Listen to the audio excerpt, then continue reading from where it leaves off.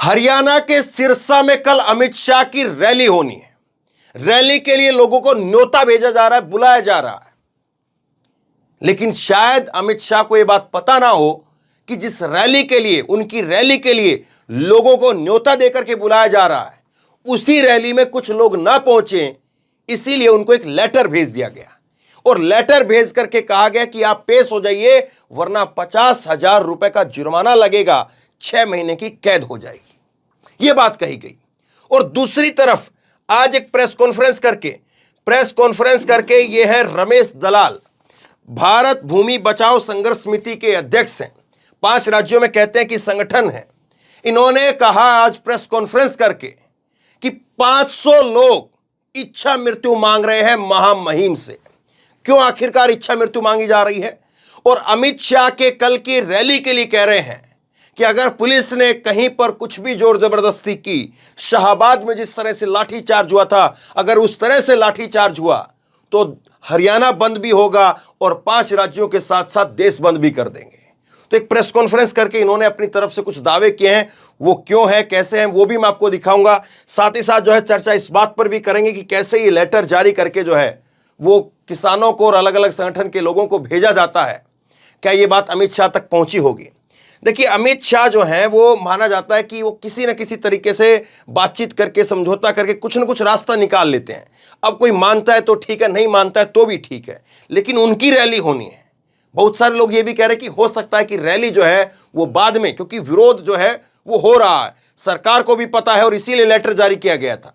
हो सकता है कि रैली शाम होते होते मौसम का हवाला देकर के कैंसिल भी कर दी जाए। लेकिन आज एक प्रेस कॉन्फ्रेंस की है, ये प्रेस कॉन्फ्रेंस का कुछ हिस्सा मैं आपको सुनाता हूं। कल अमित शाह भी सिरसा में आ रहे, लेकिन मुख्यमंत्री नंगा नाच कर रहा है। चारों तरफ एक जंगल राज का माहौल है। 500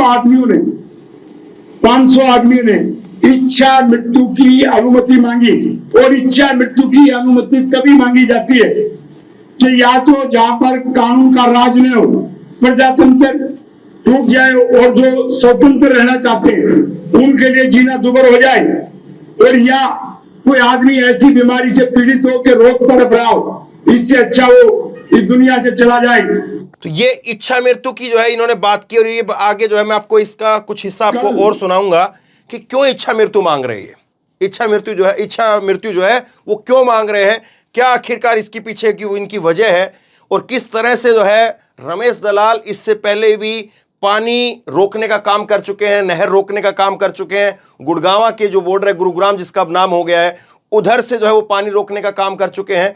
तो इनको मैं आपको सुनाऊंगा, इनकी जो प्रेस कॉन्फ्रेंस हुई इसका एक बड़ा हिस्सा जो है मैं आगे आपको सुनाऊंगा। लेकिन समझने वाली चीज ये है कि हरियाणा वो क्षेत्र रहा जहां पर डबल इंजन की सरकार अभी दोबारा से रिपीट करके आई, लेकिन उसके बावजूद लगातार गुस्सा है, रोष है, और उसकी वजह जो है वो बार बार दिखती है। उसकी वजह जो है वो कभी लाठीचार्ज के रूप में जो है दिखती है, लेकिन बाद में सरकार को फिर पीछे हटना पड़ता है। एक लेटर जो है वह भी जारी कर दिया गया। ये लेटर 14 तारीख को जो है जारी किया गया, और इस लेटर को जारी करके जो है वो ये अलग अलग 15 संगठनों को और उनके नेताओं को जो है वो जारी किया गया। कुछ नाम यहाँ पर है, इंडिविजुअल नाम है, इनको जो है जारी किया गया और कहा गया कि आप लोग जो है 18 तारीख को 18/6/2023 को जिला सिरसा में एक वीवीआईपी कार्यक्रम होना है और उसके दौरान शांति भंग कर सकते हैं, और इसीलिए निवेदन है कि उपरोक्त व्यक्ति वो जे धारा 107 150 सीआरपीसी के तहत जो है वो पाबंद फरमाया जावे, और अगर नहीं करते हैं तो 50,000 रुपए, और धारा 116 सीआरपीसी के नेक के तहत जो है वो 6 महीने के लिए पाबंद जो है वो फरमाए जावे। तो ये इस तरह के एक लेटर जो है वो जारी किया गया। अब इसको लेकर के खबरें छपी कि शाह की रैली से पहले प्रदर्शनकारी से सरकार डर गई है, प्रशासन का आप और किसान नेताओं को नोटिस, जिला सिरसा में हो चुका है, सीएम का भी विरोध। तो सीएम का किस तरह से विरोध हुआ था वो तस्वीरें भी मैंने आपको दिखाई है। 15 लोगों को, सरपंचों को, किसान नेताओं को नजरबंद करने की तैयारी है, नोटिस जारी कर दिया गया है। 18 जून को जो है वो रैली होनी है, जो मैंने अभी आपको बताई। तो किस तरह से जो है चीजें चल रही है, किस तरह से जो है वो लगातार हरियाणा के अंदर हालात बदल रहे हैं, और एक तरफ तो हरियाणा के लोगों में गुस्सा है, और दूसरी तरफ जो है वो हरियाणा में राजनीतिक तौर पर भी अगर आप देखें तो राजनीतिक तौर पर भी भारी उठापटक मची हुई है।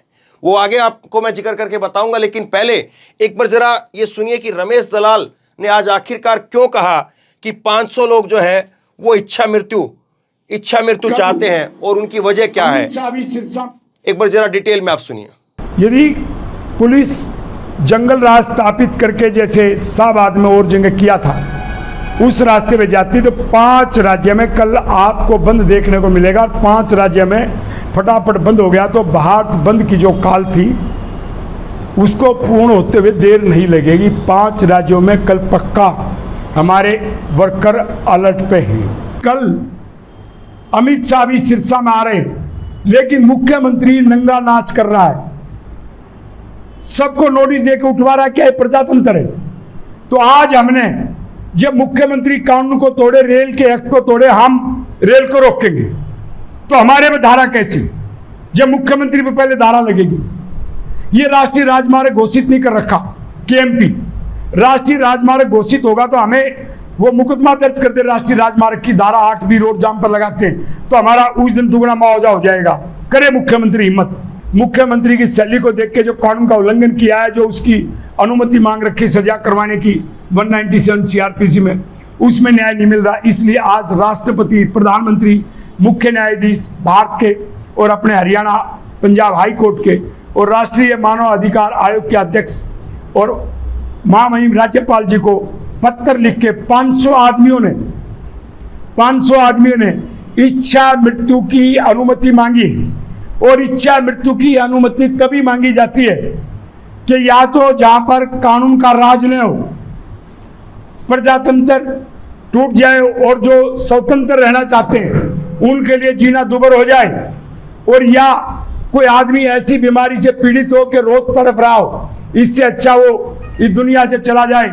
तो जो कानून में इच्छा मृत्यु की अनुमति राष्ट्रपति से मांगे तो उसमें 500 आंदोलनकारी, जिसमें महिला भी है, पहली बार देश में 500 आदमियों ने इच्छा मृत्यु की अनुमति राष्ट्रपति से मांगी। क्यों मांगी है?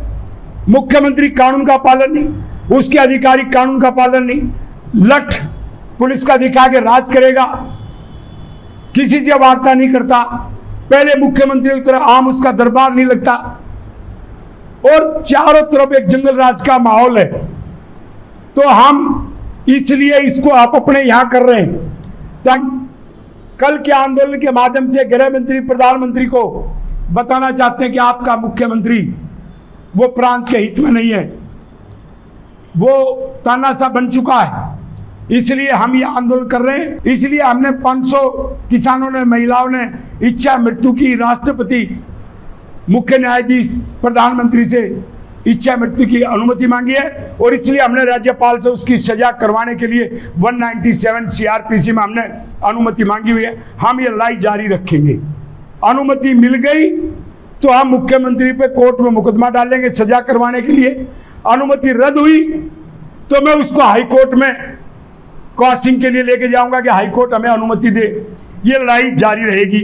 और आपको पता है कि रमेश दलाल जब प्रधानमंत्री नरसिंह राव के खिलाफ लड़ा तो जब तक नरसिंह राव पे मुकदमा दर्ज नहीं हुआ, प्रधानमंत्री थे, मैं लड़ता रहा। जब तक चंद्रा स्वामी जेल नहीं गया, रमेश दलाल लड़ता रहा। रमेश दलाल एक बार कदम उठाने के बाद वो पीछे नहीं हटता है। जब तक इसको लॉजिकल एंड तार्किक अंत नहीं होगा कोर्ट से, राज्यपाल से, तब तक हमारी लड़ाई मुख्यमंत्री की सजा के मामले में जारी रहेगी। सवाल यह है कि किस तरह से जो है वो लोगों को क्या क्या करना पड़ रहा है। इच्छा मृत्यु की जो है वो मांग की जा रही है, और अमित शाह जो है वो कहते हैं कि हम रैली करने के लिए आ रहे हैं, 2024 के लिए माहौल बनाया जा रहा है। लेकिन 2024 बगैर किसान के आप जीत पाएंगे? बगैर ये कमेरा वर्ग जिसको कहा जाता है उसके आप जीत पाएंगे? अगर वो खुश नहीं है तो फिर किस बात की जो है वो 2024 की तैयारी? या उसके बगैर भी आप 2024 जीत ले जाएंगे, आपको इस बात का यकीन है? लेकिन अगर इतना ही यकीन है तो एक हरियाणा के अंदर राजनीतिक उठापटक मची हुई है, और कल अमित शाह जाएंगे तब उनको भी पता चल जाएगा कि उनके उस मंच के ऊपर जो उनकी सहयोगी पार्टी है और जिसके बारे में हरियाणा में बीजेपी के ही प्रभारी कहते हैं कि एहसान नहीं किया है कोई, तो ये जो चीजें उठापटक हैं, किस तरह से हरियाणा में राजनीतिक जो उठापटक इस वक्त में चल रही है, क्या वो सारी बातें अमित शाह तक पहुंच पाएंगी? और सवाल यह भी है कि अमित शाह कल क्या उस रैली तक भी पहुंच पाएंगे। ऑफिशियली जो है इसको लेकर के अभी किसान नेताओं ने, किसान संगठनों की तरफ से अभी अमित शाह की रैली को लेकर के कोई ऐलान तो नहीं हुआ है, लेकिन अलग अलग संगठन जो है वो जरूर इस बात का ऐलान कर रहे हैं। ये भारत भूमि बचाओ संघर्ष समिति, ये रमेश दलाल की तरफ से ऐलान किया गया। उन्होंने कहा कि कल हम रोड भी रोकेंगे और रेल भी रोकेंगे और उसके साथ साथ पानी भी रोकेंगे। तो ये सारी चीजें किस दिशा में बह रही हैं, ये सारी चीजें किस दिशा की ओर इशारा कर रही हैं। हरियाणा के मुख्यमंत्री मनोहर लाल खट्टर कल जब उनसे मुलाकात होगी तो उनसे पूछेंगे क्या कि मुख्यमंत्री को लेकर के, आपको खुद को लेकर के हरियाणा के लोगों में इतना गुस्सा क्यों है, क्यों बार बार खट्टर को लेकर के लोग कहते हैं। अभी कुछ दिन पहले ही जब पंचायत हुई तो उसमें मैं गया तो उस पंचायत में लोग क्या कह रहे थे, हरियाणा के मुख्यमंत्री को लेकर के इतनी जबरदस्त लोगों के अंदर नाराजगी है, गुस्सा है। और रमेश दलाल जो कह रहे हैं कि 3 साल तक के लिए उनको सजा हो सकती है भूमि अधिग्रहण कानून के तहत, उसके दुरुपयोग के तहत। तो ये सारी बातें किस दिशा में किस तरफ जा रही हैं। 2024 से पहले नरेंद्र मोदी की सरकार के लिए अलग अलग क्षेत्र में, भले ही उसमें हरियाणा में 10 सीटें हैं, लेकिन जो चीजें किसानों की जो समस्याएं हैं वो जस की तस हैं। चाहे आप हरियाणा के बजाय राजस्थान में चले जाइए, हरियाणा की बजाय फिर आप जो है पश्चिमी यूपी में चले जाइए, मध्य प्रदेश में चले जाइए, जो समस्याएं हैं वो जस की तस है। और ये सारी चीजें 2024 में कितना असर डालेंगे, 2024 में इन सारी चीजों का कितना असर रहेगा। हरियाणा में कल अमित शाह की रैली किस तरह से होगी, और रैली के अंदर अगर वाकई कल लाठीचार्ज की जो बात कह रहे हैं कि अगर लाठीचार्ज हुआ तो उसके बाद बंद की कॉल दे दी जाएगी। वैसे एक चीज जरूर है, अगर हरियाणा का ट्रैक रिकॉर्ड आप उठा करके देखेंगे तो अभी शाहबाद में जब लाठीचार्ज हुआ तो उस लाठीचार्ज के बाद में सीधे एक पंचायत की कॉल दी गई और उस पंचायत के बाद में सीधा रोड जाम हो गया था। तो यहां पर लोगों को लग रहा है कि हमने सिंगू बॉर्डर जीता, टिकरी बॉर्डर जीता और उसके बाद अभी जो है वो पिपली का जो नाका था वो जीता। तो किसानों का एक हौसला बढ़ रहा है, किसानों को लग रहा है कि हां, अगर हम एकजुट होते हैं तो सरकार को अपने मुद्दे पर घेर सकते हैं, रोक सकते हैं। अब ये चीजें कितनी कामयाब होती हैं तो वक्त बताएगा, लेकिन हां, ये तो तय है कि बहुत कुछ ऐसा है जिसको कालीन के नीचे डाल करके सफाई दिखाने की कोशिश हो रही है, लेकिन ये कितनी कामयाब है ये तो सब जानते हैं। शेयर करिए इस खबर को, लोगों तक पहुंचाइए। आप क्या सोचते हैं नीचे कमेंट बॉक्स में अपनी राय लिख करके जरूर बताइए। और इसी तरह की तमाम खबरों के लिए ऑनलाइन न्यूज इंडिया को सब्सक्राइब कीजिए, साथ में जो बेल आइकन है घंटी उसको जरूर दबाइए, ताकि जैसे ही कोई खबर अपलोड करें उसकी नोटिफिकेशन सीधे सबसे पहले आपको मिल सके। धन्यवाद। इस खबर को अभी लाइक करें, शेयर करें, अभी चैनल को सब्सक्राइब करें और घंटी जरूर दबाएं।